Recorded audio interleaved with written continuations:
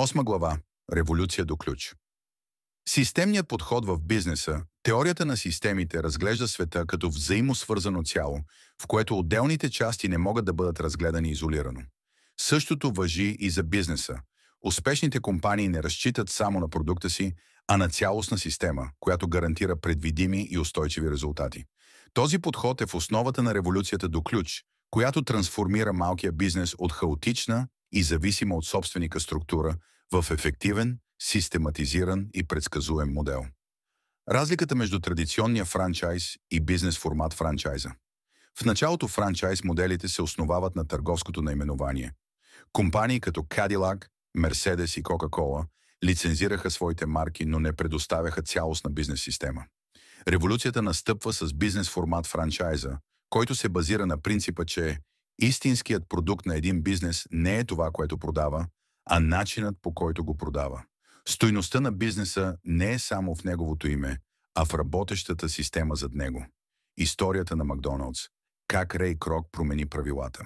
През 1952 година Рей Крок, продавач на млечни шейкове, посещава ресторанта на братята Макдоналд в Сан Бернардино, Калифорния. Това, което вижда, го поразява. Ресторантът работи като добре настроена машина. Храната се приготвя бързо, ефективно и с постоянен стандарт. Всички служители следват предварително установен процес.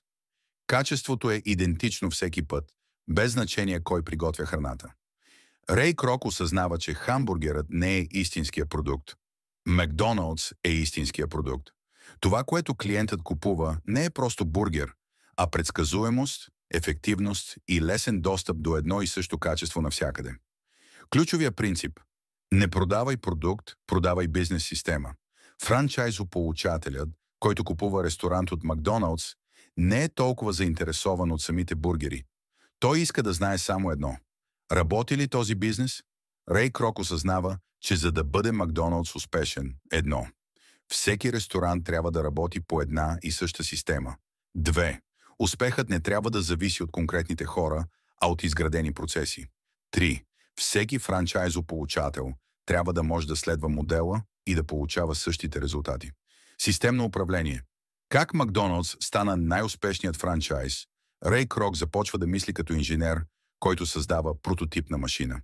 Той не се фокусира върху самия ресторант, а върху процеса, който гарантира, че ресторантът ще работи еднакво добре навсякъде.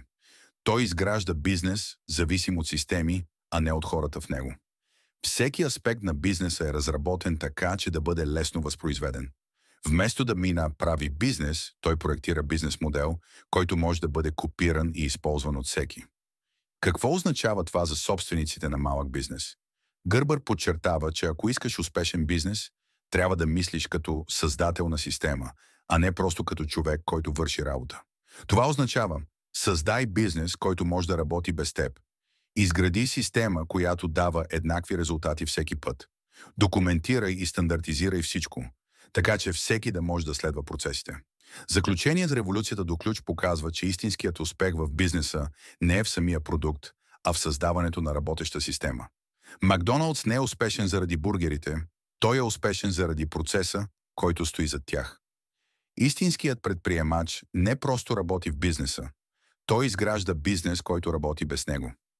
Ако искаш устойчив успех, трябва да проектираш бизнес модел, който е предсказуем, ефективен и възпроизводим. Ключово послание: не създавай просто бизнес, създай система, която работи без теб.